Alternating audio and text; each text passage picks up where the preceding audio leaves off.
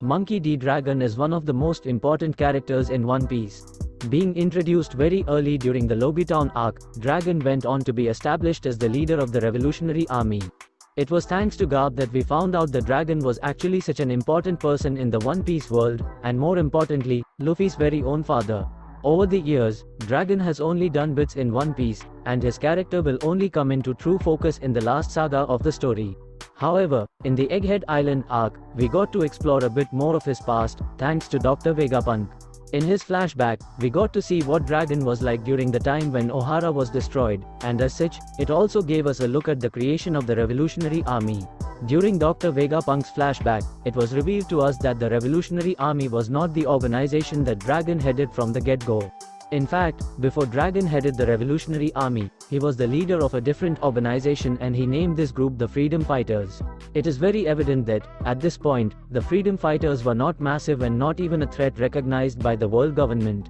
Yet, Dragon was its leader and he did what he could to liberate countries and towns from the yoke of the world government. When Ohara was destroyed 22 years ago, Dragon visited the land, just as Vegapunk did.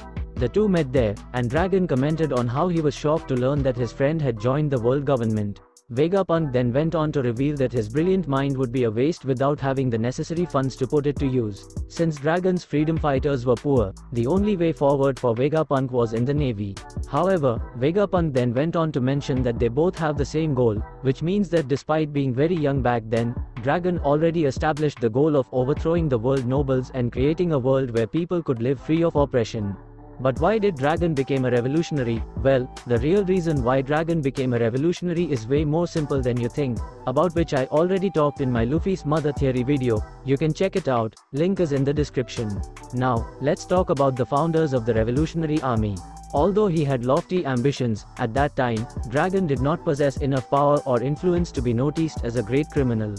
Soon, the Great Pirate Era began and so did Dragon's rise to infamy, slowly. It was then revealed Dragon had established an organization known as the Revolutionary Army. This Revolutionary Army is what he currently heads as well, and it was recently revealed that he established it with two important characters by his side. One of them was Bartholomew Kuma, the king of Sorbet Kingdom. Dragon most likely met Kuma when he was very young, and could have saved him from the abuse that he suffered at the hands of the Celestial Dragons. It isn't a surprise to see Kuma collaborating with Dragon as a member of the Revolutionary Army. He does indeed have a bad reputation in the world of One Piece as a tyrant. However, there is more to that. Kuma either did what he had to do to infiltrate the world government as a member of the Seven Warlords of the Sea, or, perhaps, the information about him was simply manipulated. Regardless, Kuma was one of the founding members of the Revolutionary Army, as was Emporio Ivankov. We already know Ivankov as the queen of the Kamabaka kingdom, but how Ivankov came to join Dragon and for what reasons remains to be seen. However, given his kind-hearted nature, Ivankov is not a surprise addition to this group. Both Ivankov and Kuma look like they infiltrated different strongholds of the world government. While Kuma went to the sacred land of Mariehoa, Ivankov went to Impel Down. So how strong is the Revolutionary Army? When the Revolutionary Army was established by its founders, it was certainly not as strong or as big as it is today. It took them quite a long time to fight against the oppression of the world government and build a name for themselves. This is evident from the fact that during the reverie that Vivi first attended as a child, the threat of Dragon was brought up for the very first time. Even then, it was mentioned that Dragon was not yet noticed by the entire world. However, in the coming years, he would become a massive problem to the world government and potentially, even the worst criminal in the world.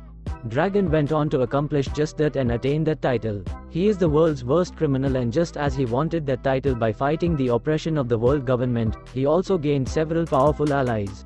Right now, the Revolutionary Army is a massive power on the seas that is comparable to the likes of the worst generation, the Yonko, or even the Marines themselves. 22 years ago, Dragon mentioned that he wanted to build an organization capable of fighting back against the world government by itself. By the looks of it, he has finally accomplished that task. And that is all for today. I hope you all enjoyed this video, and I also asked you to subscribe to help us. It will also help us to grow more, and if you like, please subscribe.